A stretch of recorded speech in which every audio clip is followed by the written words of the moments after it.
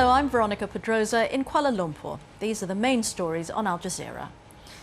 US President Barack Obama has urged Israeli and Palestinian leaders to restart Middle East peace talks as soon as possible. He made the comments during the first trilateral meeting between the parties on the sidelines of the UN General Assembly in New York. Israel's Prime Minister Benjamin Netanyahu again rejected US and Palestinian calls to halt settlement activity in the West Bank.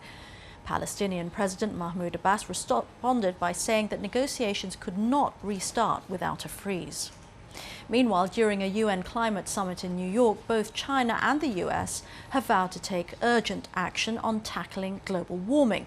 But despite the pledges, no hard targets were actually set. The meeting of around 100 world leaders came ahead of a December deadline for a new climate change treaty that will replace the Kyoto Protocol.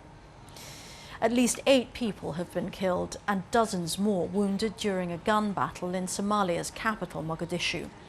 Officials say opposition fighters attacked an African Union peacekeeping base, which then sparked the gunfight.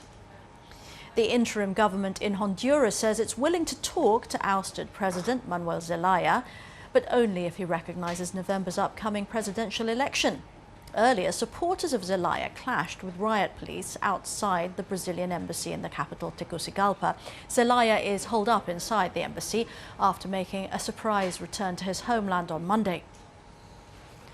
A cloud of dust spanning hundreds of kilometres is hanging over the eastern coast of Australia and blanketing Sydney.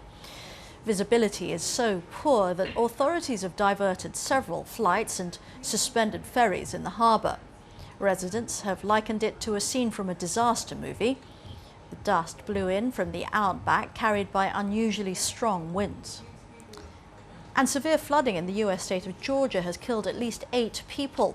Hundreds of homes have been submerged, power's been cut and bridges swept away. Rescue crews are working to try to evacuate residents from their homes. The governor of Georgia is asking that a state of emergency be imposed. For the latest updates, you can always log on to our website. The address is aljazeera.net/English.